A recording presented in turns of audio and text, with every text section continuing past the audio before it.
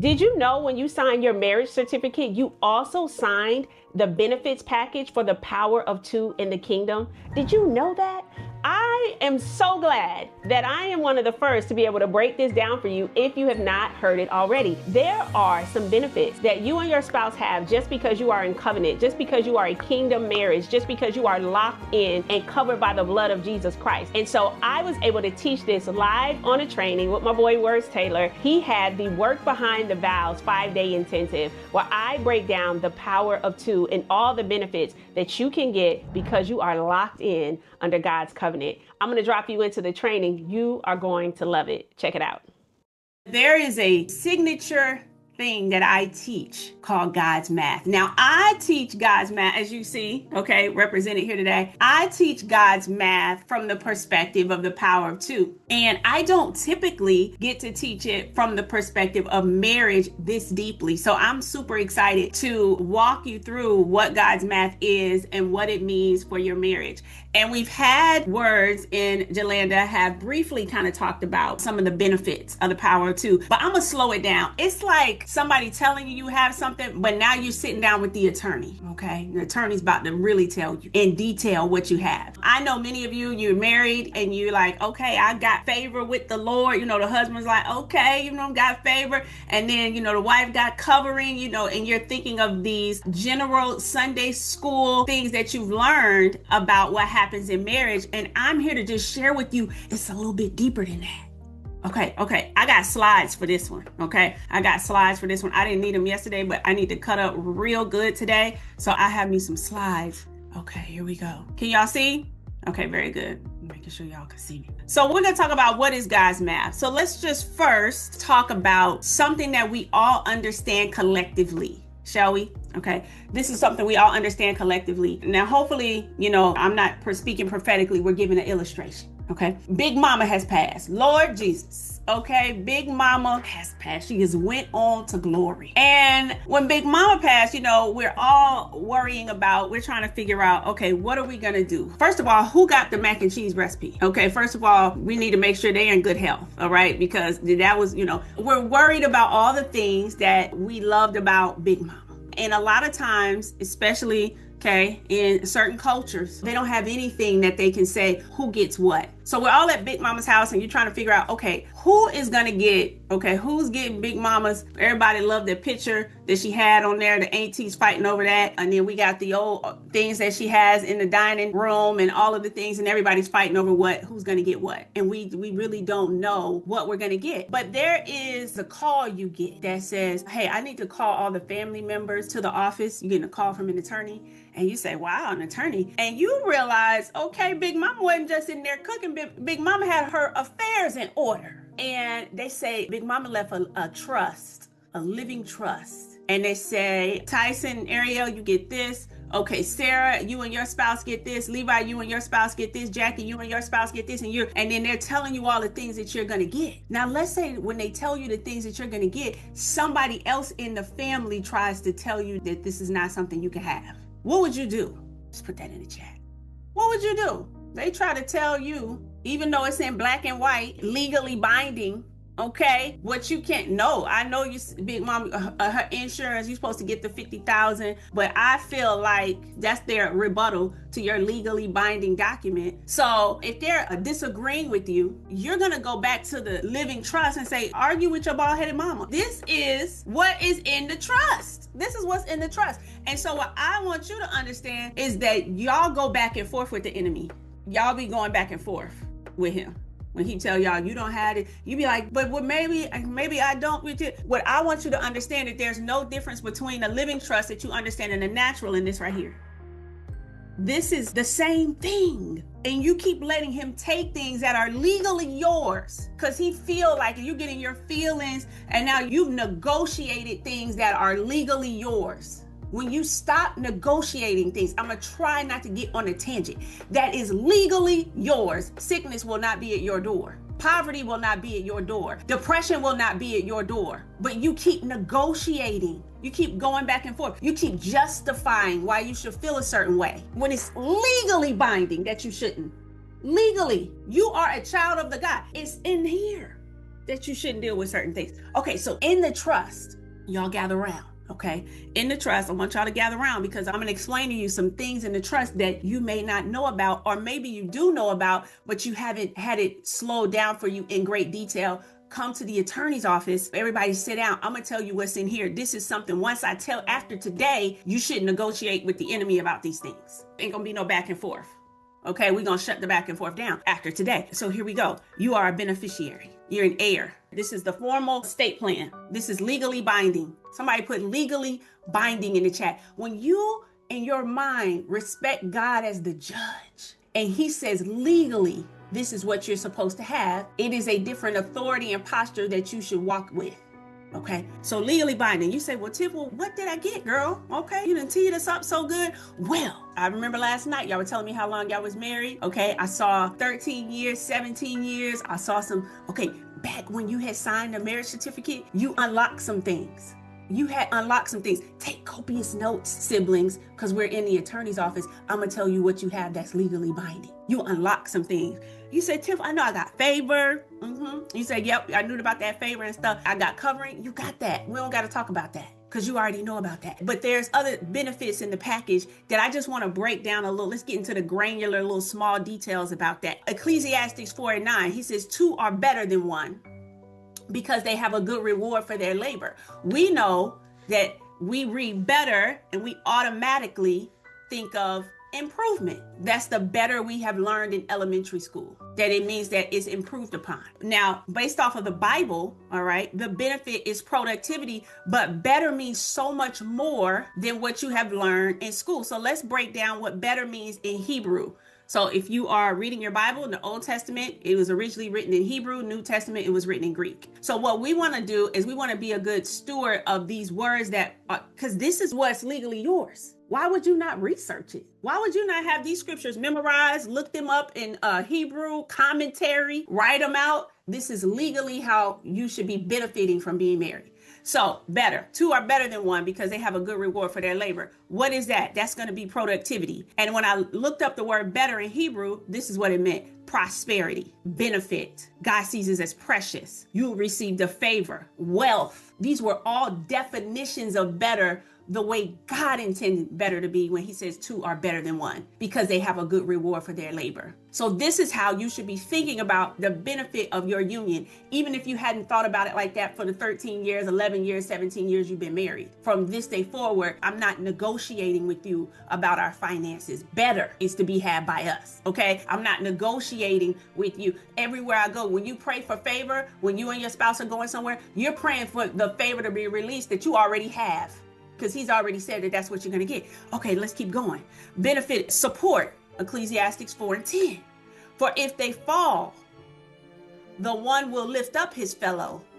But woe to him that is alone when he falleth, for he hath not another to help him up. That's support. This is the way God intended it. The way the world intended it is if you fall, you get a divorce. We would lift up, okay? I'm going to lift up this pen and we got sign these, I'm moving on. Right? But the Bible intended it where if you fall, there's one to lift up his fellow. Because when you lift up your fellow when they fall, guess what? You can rebuild something that you've never seen before. When you think about it, that's why I love how transparent that Words and Joleta have been this week, because when you hear about how they lifted up each other when they fell. Anybody saw when you watch the documentary how they lifted up each other when they fell? They were able to rebuild something they both had never seen before. This is one of the benefits. So even if you're dealing with a fallen soldier in the marriage, you got to go back to when you're in your prayer closet, you got to go back to Ecclesiastes 4:10, say, hey, I will do my part. I'm looking to rebuild something we've never seen before. And you can stand on these scriptures because you're standing on a legally binding document. Okay. Comfort. Come on, comfort. Ecclesiastes 4:11. Again, if two lie together, then they have heat. But how can one be warm alone? This is where he's saying just the simple pleasures of life will be enhanced by the fact you now have this union, this holy matrimony. God is saying, when he said it's not good for man to be alone, that applies to woman and man. When he says it's not good for man to be alone, and then you finally go look up what good is, because now it is good that you are together. Go find out what that means in the Hebrew. Write it out and realize that this is the benefits package of you being married to your spouse. Come on, defense. Ecclesiastes 4:12. And if one prevail against him, two shall withstand. And a three-fourth cord is not quickly broken. Run up, get done up. That's how the enemy should be.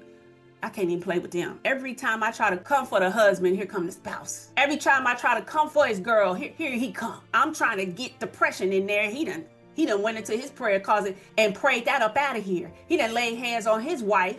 He just, baby, we going on a solo, let's go. We finna move around. We finna get in this word. It couldn't even get a foothold in.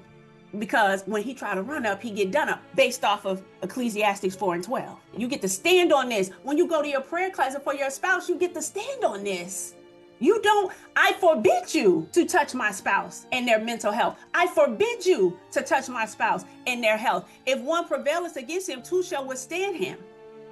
Okay? So I'm just letting y'all, this is what's up in here. This is the authority you have when you cover your spouse, when you're praying for your spouse. This is the authority you have when you're moving about your relationship. Okay, let's keep going. Guaranteed approval. I don't care what you're praying about. If it's the will of God, you have guaranteed approval when you pray with your spouse. Any resistance you are getting from the enemy, stop praying alone. You have a built-in guaranteed approval system. Go pray with your spouse about it and stand on the scripture when you pray. I come in Matthew 18:19 because the Bible says, he says, bring back my remembrance, my word. Okay, perfect. God, we come standing on Matthew 18:19. And again, I say unto you that if two of you shall agree on earth as touching anything that they shall ask, it shall be done for them of my Father which is in heaven. Can I get some anythings in the chat? It's not even a negotiation. Anything. If he says healing is yours, anything. If he says wealth is yours, anything. If he says I'll look out and cover your babies, anything. Anything that you already know is up in here, you have guaranteed approval. You have guaranteed approval. He says if two of you shall agree, you have guaranteed approval. Let's keep going. Guaranteed access. For where two or three are gathered together in my name, there am I in the midst of them. What an honor that is. There am I in the midst of them. So if you just praying with your spouse, he said, I am guaranteed to be there in your presence. I'm listening. Tell me what you need. What y'all got? What y'all got for me today? What's on the guaranteed approval list today? And there's no prayer too small. You grab hands, you cover your wife traveling, your spouse traveling. You cover their hands, you cover them while they're traveling, guaranteed approval, they coming back home. Your kids getting ready to go to college, you want to make sure they're covered, you want to make sure they still stay close to God. You say, I don't care what if they think they about to cut up, you have my permission as their parents to have a Saul to Paul transformation on the street, okay? Don't let mine go too far. Touch hands with that spouse and get you guaranteed approval on that prayer. Why don't you go ahead and get you some guaranteed approval instead of you worrying, because that's what y'all do. Oh Lord, he going to that school. You know, that seems so far away. Anything happens, seems like it's going to take me a long time to get there. I don't know I wonder, but I don't even know what hospitals and stuff they got out there. It seems like a little small town. You know, sometimes, that asthma get to cutting up and hope my baby going to be okay. Why don't you link hands with your spouse and have guaranteed approval and go to sleep and stop worrying? Okay. I'm not here to fuss. Okay. So we got our guaranteed access. Okay. We got our guaranteed access. Can I give you your strategy of war? Warfare, it done came. It's done showed up on your door. Let me give you a strategy of war. He says, how should one chase 1,000 and two put 10,000 to flight, except their rock has sold them and the Lord has shut them up? So when I read this, first of all, it's exciting enough just like that. Is it not? One could chase 1,000 and two could put 10,000 to flight. It's exciting enough just reading it like that. But then we dug a little deeper. We said, I said, Lord, okay, what does it mean in the Hebrew to put something to flight? I didn't quite know what that mean, God. Y'all ain't had no airplanes now. What that mean? I looked in there and it says to cause to disappear. To cause to disappear. I want you just for a moment with me, just cinematically. I want you to imagine you when you have to by yourself chase something. The exhaustion in it, the cardio you're gonna need. You got to be in shape. You may not even, some of y'all, I ain't even been praying like that. You might not even be fortified enough for what it's gonna cost to chase. But he's saying that, one, you could chase. And if you chase a thing, a lot of times that thing turns around and chase you back. Every time around this year, she get the feeling mighty low. Are we chasing? That's giving chase because it's coming back. But I want you to go to your built-in prayer partner and get you some guaranteed approval, and 10,000 things have to disappear, never to be seen again. This is the power that you have. This is God's math. This is why I say 1 + 1 = 10,000. This is why I say it disrupts. It breaks the rules. It's mind-boggling. It's supernatural, because he doesn't say, well, if you want healing, I'm going to need 10 people. You got to find you 3 other couples. They got to be righteous, okay? They can't have bad word. He don't have all of these stipulations. He says just add one more person and 10,000 things disappear. You know, the number one question I get asked when I teach this is, what if I don't have one more person? That doesn't apply to any of you. That's the number one question that I get asked. But what if I don't have the one more? I got some things I want to disappear. What if I don't have the one more person? That doesn't apply to any of you. You have a built-in system where warfare cannot even play at your doorstep. It has to go. It has to disappear. Oh my goodness. Okay, look at the time. Okay, you might say, in times when it doesn't feel like a benefit. You say, Tiff, I hear you talking, girl, but it's sometimes it's not giving benefits package. It's sometimes where it's not giving benefits package. It's giving stress, heartache, arguing. That's when you pass arguing. You arguing, okay? That's when it's doing all the things that you like, this is not what I envision it to do. So I'm gonna give y'all this quick tip. If that's what you feel in those moments, I want to tell you exactly what to do and what's happening. And if you're currently in that state, I'm going to give you just a little cheat code. Okay. Can I give you a little cheat code real quick? Can I briefly tell you about the law of the seed? Let me just tell you quickly about the law of the seed. I want you to know that the law of the seed is the nature of God. It's his brand. If you want to see what he does, all you have to do is follow the law of the seed. When you get this, you will solve everything. Everything. You say, Tiff, everything. Literally, everything can be solved by understanding the law of the seed. I'm going to tell you to you real quick. So here's our commandment. Genesis 1:28. Let's review together. This is also in our Living Trust. And God blessed them. Somebody put bless them in the chat. This was after there was an Adam and an Eve. He says he blessed them. They didn't do nothing. They didn't pick a blade of grass. They didn't have to milk a cow. Before any work was done, before just while you were standing at the altar, just imagine God blessed you. At the Justice of the Peace where you sign a document, just imagine God blessed you. You didn't have to earn it. You didn't have to. I know everything you've done in your life, you had to earn it. I know everything you've done in your life has been transactional. I know everything you've done in your life, you had to work for it and receive something back. But just the fact you are a union under God, you're blessed.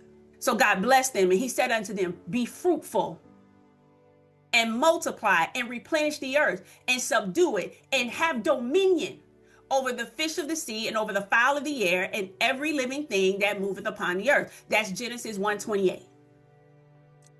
Anybody wondering what we're supposed to be doing with our husband, your husband and your wife? This is it right here. Be fruitful, multiply, replenish the earth, subdue it, have dominion. How am I do that? You already blessed. He already blessed you. Stop negotiating with the enemy and you'll be able to execute a lot faster. Okay, so I was reading this and I said, Lord, why you had called us fruit though? That's kind of weird. Be fruitful? How are we supposed to pull that off? Why would you give us something to do that's associated with a food item? To be fruitful. And so I said, well, let me find out what God sees fruit as. And I went to Genesis 1:11. He defines fruit there. Okay, this is already in the trust, guys. You're just meeting at the attorney's office. And God said, let the earth bring forth grass and the herb yielding seed, write this down, and the fruit tree yielding fruit after his kind, whose seed is in itself. The fruit tree yielding fruit after his kind, whose seed is in itself upon the earth, and it was so. And the fruit tree yielding fruit after his kind, which means that the seed is going to multiply. I'm going to tell you the problem though. The seed is so tiny that it doesn't look like it's doing anything.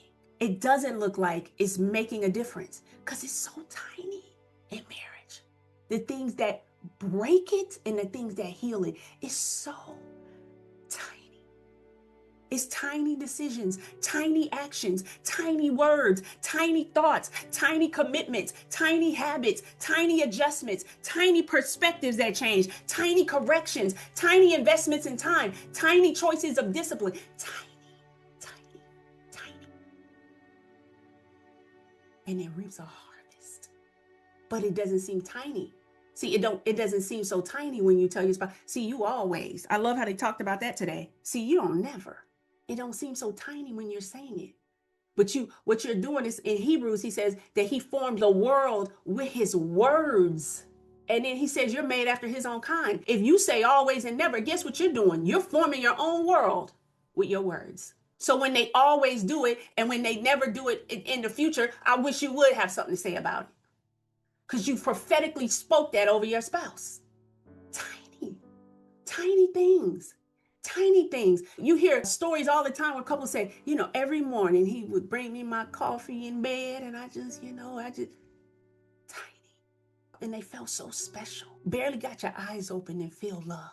Barely got your eyes open and somebody already thought about you. Barely got your eyes open and somebody went out their way to bring you something that they thought will bring you joy. Tiny, tiny, tiny.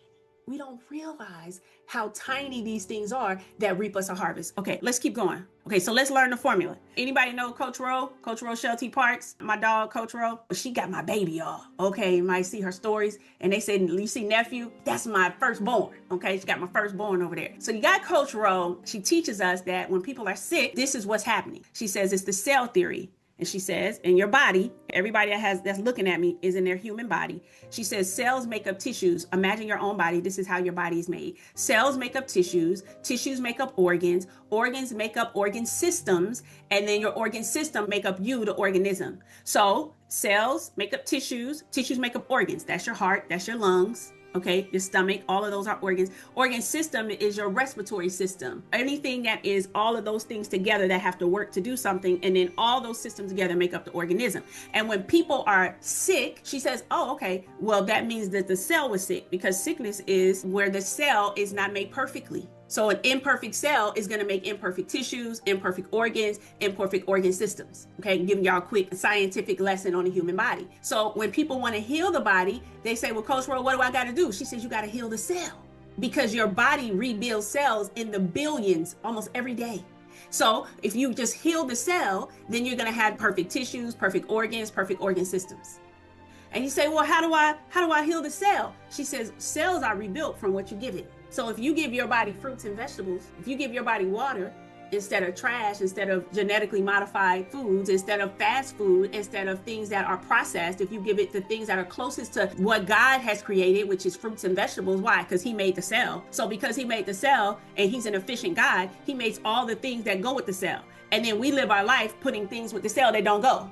And then we say, well, I don't know why I'm having hip pain, back pain, skin acting up, skin diseases, and all these things. It's why. It's because he's already given you the two things that go together like a puzzle piece, and we refuse to give the cell what it recognizes, because he made the cell and he made the food. So why would you not go back to the creator that created the body and give the body what? Okay, you understand this, right? So that's how you heal the cell. But cells are so tiny that people don't make that connection. So if there's any area in your marriage that is sick, you must heal the cell. You must change the tiny.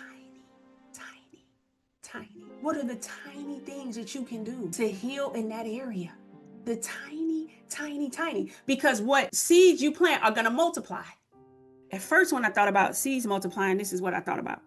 This was kind of what I was like, okay, yeah, I kind of see, when he multiplies a seed, this is what it looks like. And then I realized, after having some more thinking about this thing, I said, oh no, that's actually not what happens. Because when you plant a seed, it actually transforms into something that looks completely different than the seed. It transforms when you do these things. When you fix the tiny things that you do in your marriage, it transforms the relationship. It transforms where it looks unrecognizable to where you were when you started. The bad news is, though, when you don't fix the tiny, it transforms into something you didn't recognize when you married them. We naturally are going to be fruitful.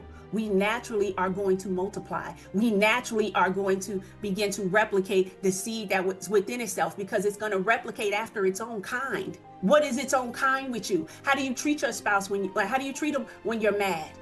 What's the tiny decisions you make when you're mad? Can you say please and thank you? Can you hold your lip and not say what you want to say? Can you fix your neck? Okay, where it's not toiling about every time you talk. Can you do the tiny? I know it don't seem like a lot, but it will transform your relationship into something that you cannot recognize. It's tiny. And if you master the tiny, the harvest will be plentiful, and the harvest will be something that you actually want to enjoy. Okay. I hope that helped you. Okay. And the tiny. When you're serving, it's the tiny things that's going to give you the harvest. When you make their plate, okay, it's the tiny things. When you let them rest, you know they had a hard day, and while you got 1,000 things you want to ask them, and then you just let them rest, it's the tiny. When they're voicing their frustration and you don't take that as the time to, well, while we're here, let me tell you about it. And you just let them get it out. And you say, you know what, I'm going to let you just have this moment. We're going to work through how you feel, how I feel about the situation. We're not even going to address it right now. It's the tiny.